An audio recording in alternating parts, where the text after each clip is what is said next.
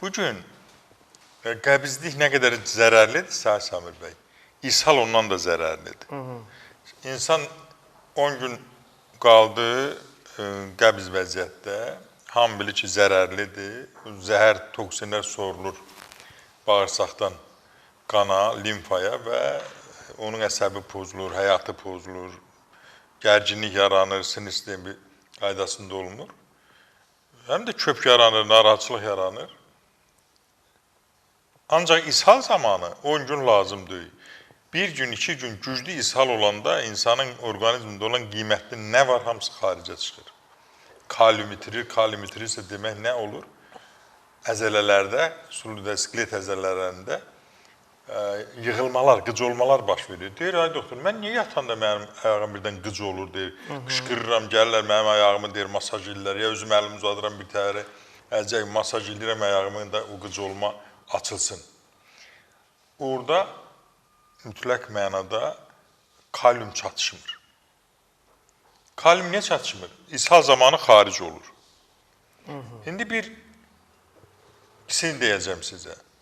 Biri ishal ait, biri qəbizdə. Bir cavan oğlan gəlir. Gəlir və Gürcistanlıdırlar. Anası gətirdi, dedi ki, nə olar, axırıncı ümid yerimsən. Dedim, nədir?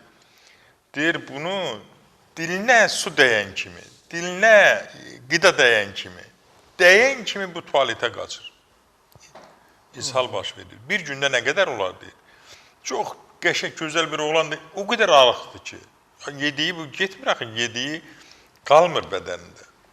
Və gəzmədiyimiz yeri yoxdur. Ağlına ki, baxdım, mən də anamnezi topladım, dedim, mən onu sağaldacam.